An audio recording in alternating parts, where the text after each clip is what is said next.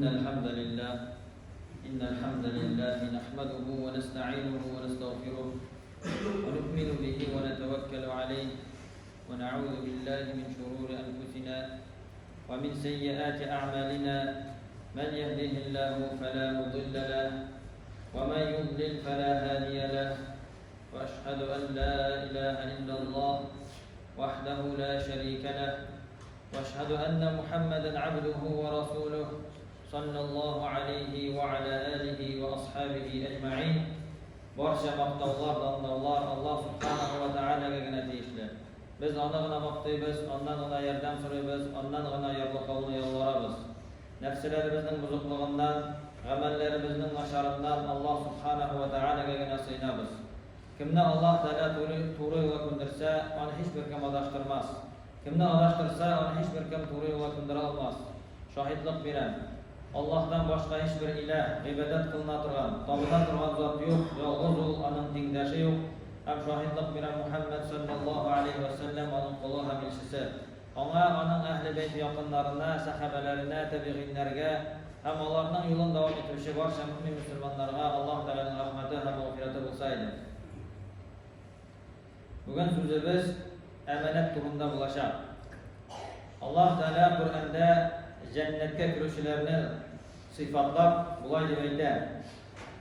وَالَّذِينَ هُمْ أَعُوذُ بِاللَّهِ مِنَ الشَّيْطَانِ الرَّجِيمِ وَالَّذِينَ هُمْ لِأَمَانَاتِهِمْ وَعَهْدِهِمْ رَاعُونَ. Onlar emanetlerin hem kilişulerin tutiler.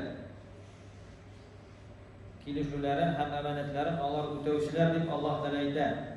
Başka bir ayette Allah Teala aytadi: İnnallaha ya'murukum an tu'addul emanati ila ahliha ve idha hakamtum beynen nasi an tahkumu bil adl. İnnallaha ni'ma ya'idukum bih. İnnallaha kana semi'an basira. Dürüstlükte Allah Teala sizge emanetlerini kişisine qaytarırga, agar da kişiler arasında hüküm etseniz adil ravishda hüküm etirga emir etadi. Dürüstlükte Allah Teala sizni indi yaxshi ravishda va'zlaydi. Shundoqda Allah Teala eshituvchi, ko'ruvchi zot. Emanet xiyanatning qopma qarshisi. Bu düşünce özüne saklarga verilgen eybirlerini hem topşırılgan vazifalarını öz içine alar. Emanet sözü öz içine bir küp narselerini kirdi. Şuna göre ol Kur'an'da küplük sonunda kelgen. Emanet ikilanda küplük sonunda kelen. Bugünkü günde cemiyette tuguşu problemalarının başı emanetning yo'qqa chiqishiga ham o'tilmavi sababli. Davlatdagi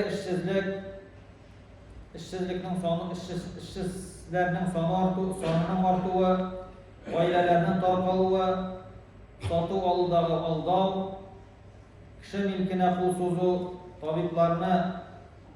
tabiblarning og'riqlarini durust davolamavlari, yetim bolalarning ko'payuvi emanetning yo'qqa chiqishiga orqasida. Mana bu bütün problemalarda onlarning aslında iman ham din yashirinib yotadi. Emanet yo'qqa chiqar ekan, din ham iman bo'lmayacaq. Payg'ambarimiz sollallohu alayhi vasallam aytgan: "La imana liman la amanata lah va la dina liman la ahda lah." Emaneti bulmagan kişinin imanı yok, yani zayıf imanlı, dini bulmagan kişi, kilişini ötemeyen kişinin dini yok deb aytadi. Şuna göre bütün şu cemiyetteki problemalarının asılı o emanetinin yo'qqa chiqishiga bo'lib turadi. Emanet yo'qqa chiqqach, dinde, iman da yo'qqa chiqadi. İslam dininde emanetlerinin türleri. En birincisi o indi Allah Teala bergen İslam dini. һәм бу әманәт булып тора. Кеше бу дөньяга барлыкка килгәч һәм балигатькә ирешкәч, аңа вазифалар йөкләнелә. Һәм ул аларны үтәргә тиешле. Коръәндә ислам диненең бөтен әмерләрен, ислам диненең шариғатын үтәүне, тыюлардан тыйылып кушканнарны үтәүне Аллаһ Тәгалә әманәт дип атады.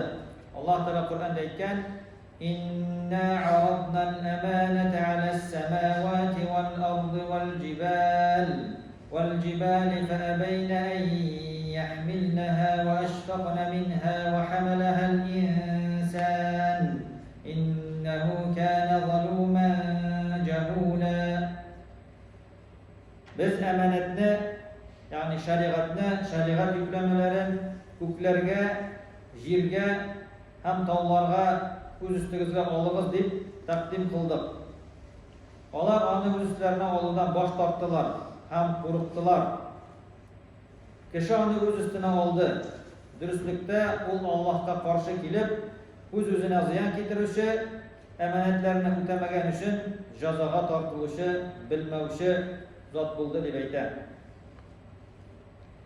Yani bu ayette biz Allah Teala aytadi, biz əmanətni onlarga ilmi təqdim etdik deb aytadi. Başta köklərə, jirgə, həm tağlarga onlar baş tarttılar, həm indi yanadan kişi onu öz üstünə aldı.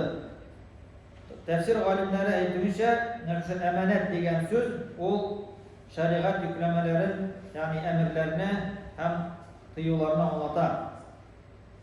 Allah en birinci şiratda indi bütün kişilerini varlıkka getirgen şeye kadar Adem Aleyhisselam'ını varlıkka getirgen şeye kadar şu yüklemelerini köklerge, tağga hem tağlarga jirge takdim eder. Yanadan kişi yani Allah Teala şu köklerge, tağlarga hem jirlerge süylev selatin bire hem onlarga şu takdimini aytar. Lakin onlar din bilen yaşamının cavablılığını görüp öz üstlerine alıdan korkalar. Hem yanadan bu iş, bu emanet kişiye yüklenildi Adem Aleyhisselam'a. Şu ayetten anlaşılgan şey İslam dini bilen yaşav indi o emanet bulup durar.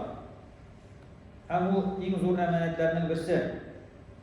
Eğer de kişi onu ödemese, kıyamet gününde ol ona, yani kişi gazapka tartılacak. Kimdir aytırga mümkün, ne için Allah Teala kişiye şimdi yük verdi.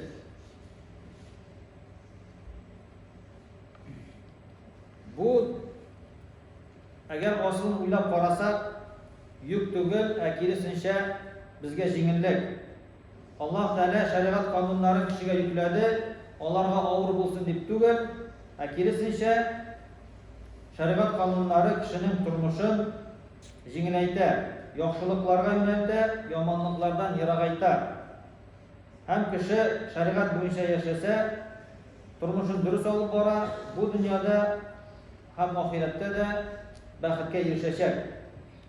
Hem əmanətini ödəv kişiyə faydağına getirəcək. Şuna görə dinni hər bir kişi ötərgə tiyiş. Şəriat boyunca yaşarga tiyiş. Ondan sonra ikinci türlü əmanət ol ağzalar. Kişidəki göz, qulaq, ayaq, til, bütün üstüdə əmanət olub durar. Allah Teala onlarını xeyirli nərsəyə kullanır üçün bizə vergən. Eğer de kişi onlarını günahlı amelde kullansa, kıyamet gününde şu ağzalar kişiye karşı söyleyecek. Allah Teala Kur'an'da aytken: "El-yevme nahtimu ala afwahihim ve tukellimuna eydihim ve teşhadu arjuluhum bima kanu yeksibun." Kıyamet gününde biz onların ağızlarına mühür koyacağız deyip. Şu vakitte onların kulları bizden bilen söyleşecek, ayakları kılan günahları turunda şahitlik verecek deyip Allah Teala Kur'an'da aytar. Yani kıyamet gününde kişi özün cehennem otundan kurtarır için indi bütün eybirini inkar ete başlayacak. Men işlemedim, men onda bulmadım deyip, men aytmadım deyip aytacak. Şuna göre Allah Teala ona ул сөйләшмәсен дип авызына мөһер куя. Һәм шундан соң аның куллары сөйләшә башлый, чөнки куллар белән ул гөнаһ эшли, аяклары аңа шаһидлык кыла. Күп вакытта гөнаһлар кул ярдәмендә эшләнелә, аяклар шушы гөнаһка алып баручы гына була. Шуңа күрә монда аяклар алар шаһидлар вазифасын үти. Тел ул сөйләүче була. Башка бер аятта Аллаһ Тәгалә әйтә: إن السمع والبصر والفؤاد كل أولئك كان عنه مسؤولا. Дөреслектә колак, күз һәм йөрәк аларның бөтенесе дә соралачак дигән.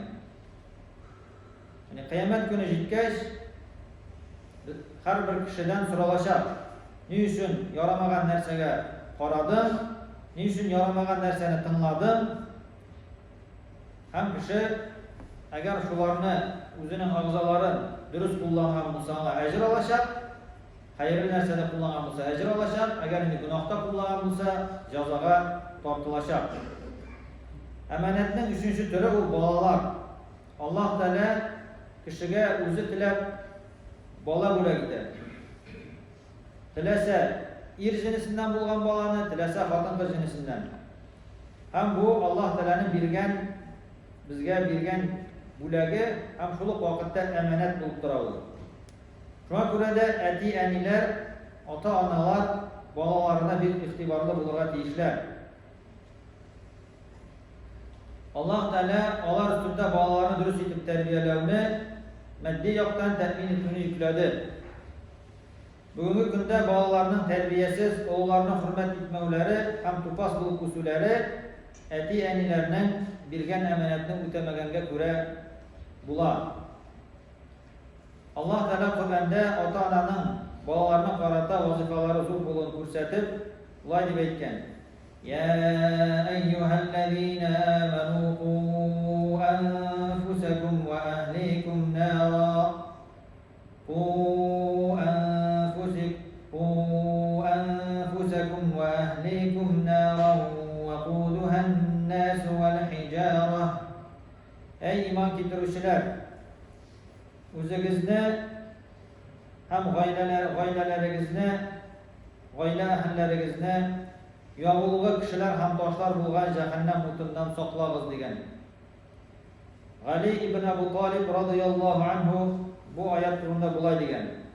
G'oyla a'zolari degan so'zni jahannam o'tidan saqla, g'oyla a'zolarini degan so'zni bo'lay deb anglata. Ul alarga adab axloqni ham islom qonunlarini o'rgatuvni degan.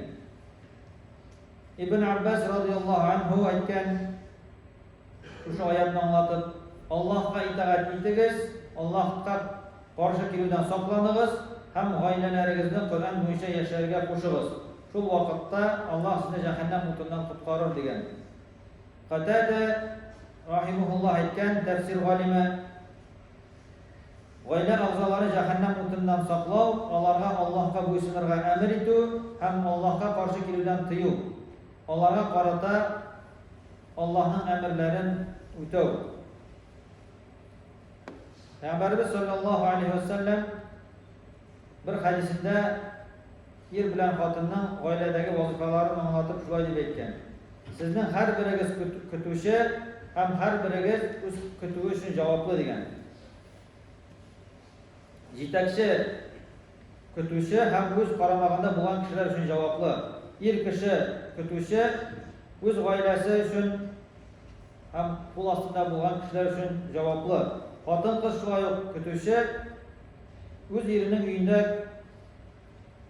uyindagi bo'lgan butun narsaga, ya'ni qo'l ostida bo'lgan narsalarga javobli. Shundan anlaşıla, ya'ni er ham xotin u kutuvchi bo'lib turaymi, ham qo'l ostidagi bo'lgan narsalarga javobli bo'ladi. Ham bolalar ularning shu javoblikning eng tub ulushi. Hem eğer ota-ona balaga dinni öğretmese, terbiyeni bilmese, o indi şu emanetini saklamagan bulaymı, ötemegen bulay. Hem onun için ahirette cevap verge doğru kileşek. Dörtінші emanet ул инде эшкә лаеклы кешеләрне кую һәм инде кушылган эшләрне башкару. Булар әманәт булып тора. Пәйгамбәрбез саллаллаһу алейхи ва саллям янына бер кеше килгәндә һәм кыямәт көне турында сораган. Һәм Пәйгамбәрбез саллаллаһу алейхи ва саллям әйткән, әгәр дә әманәт юкка чыкса, кыямәт көнен көт дигән. Бу кеше сораган кире. Әманәтнең юкка чыгуы ничек була соң ул дип. Һәм Пәйгамбәрбез саллаллаһу алейхи ва саллям әйткән, әгәр дә эш лаеклы булмаган кешегә тапшырылса, кыямәт көнен көт дигән, кыямәт киләчәк дигән. Һәр эшне, һәр һөнәрне белеме булган һәм булдыра ала торган кеше башкарырга тиеш. Әгәр лаексыз кешегә тапшырылса бу эш, ул әманәткә хыянәт итү була. Һәм кыямәт көнендә аның турында соралачак. 5нче әманәт ул башкарылган эшкә хезмәт хакын вакытында түләү. Бу бигрәк тә дәүләт җитәкчеләренә, эш белән тәэмин итүче кешеләргә кагыла. Ислам динендә кешенең хакы бик зур һәм хөрмәткә лаек. Шуңа күрә яллап эшләтүче кешеләргә аларның хезмәт хакын вакытында түләргә кирәк. Әгәр кеше аны түләмәсә, зур гынах эшләячәк. Пәйгамбәрбез саллаллаһу алейхи ва саллям әйткән: "А'тул аҗира аҗраху кабла ан яҗиффа аракуху." Яллап эшләтүче кешегә хакын, ягъни акчасын әйме, кире кипкәнче үк бирегез дигән. 6нчы әманәт ул сер саклау. Әгәр кеше аның иптәше берәр сер әйтсә, аны сакларга кирәк. Ул әманәт булып тора. Пәйгамбәрбез саллаллаһу алейхи ва саллям әйткән: "Иза хаддаса ар-раҗул бихадитhin thumma iltafata fahiya amana." Әгәр бер кеше нәрсәдер булса сөйләп, соңыннан як-ягына караса, ул әманәт була. Һәм ул нәрсәне сакларга кирәк. Чөнки әгәр кеше шушы сирне сакламаса, ул кешедә икейөзлелек галәмәте булачак. Пәйгамбәр саллаллаһу алейхи ва саллям әйткән, мунафикның 3 билгесе бар. Әгәр сөйләсә ялганлый, әгәр вәгъдә бирсә вәгъдәсен боза, әгәр дә аңа әманәт тапшырылса, аңа хыянәт итә дигән. Һәм 7нче төр әманәт ул калдырылган әйбер, сакларга бирелгән әйбер. Пәйгамбәрбез саллаллаһу алейхи ва саллям әйткән: "Аддил әманәта илә ман иттаманак ва ла тахун ман ханак." Әманәтне биргән кешегә әманәтен кире кайтар, һәм сиңа хыянәт кылган кешегә хыянәт итмә дигән. Пәйгамбәрбез саллаллаһу алейхи ва саллямның да шундый кушаматы булаймы, әмин, ышанычлы дигән. Һәм ул бер кайчан да аңа бирелгән әйберләрне хыянәт итмәгән, аны саклаган һәм инде кире хуҗаларына тапшыра торган булган. Һәм аңа шуңа күрә инде шундый кушамат биргәннәр. Әгәр дә кеше шушы үзенә бирелгән әманәтләрне үтәсә, бөтен кешеләр дә шушы әманәтләрне үти башласалар, җәмгыятьтә тәртип урнашачак. Кешеләр хукуклары үтәлә башлаячак. Һәм инде аның үтәлүе нәтиҗәсендә кешеләр бер-берсенә ышана башлый, бер-берсен хөрмәт итә башлый. Һәм инде әманәтләрне үтәгән өчен Аллаһ Тәгалә вәгъдә иткән кешегә инде вәгъдә иткән җәннәтләр, фирдәүс җәннәтләре булачак. Чөнки Аллаһ Тәгалә әманәтләрне үтәүче кешеләрне, җәннәткә керүче кешеләр белән кешеләрнең сыйфатларын санаганда әйтә. Алар әманәтләрен һәм килешүләрен үтиләр дип Аллаһ Тәгалә әйтә. Аллаһ Тәгалә барчаларыбызга да әманәтләрне үтәп, җиренә җиткереп, кирәкле файдалы гыйлемнәр алып, шушы гыйлемнәр белән гамәл кылырга насыйп итсә иде. Ва aqulu qawli hada wa astaghfirullah li wa lakum wa li sa'iri jama'atil muslimin innahu huwal ghafurur rahim al-jawwadul karim as-sami'ud du'a.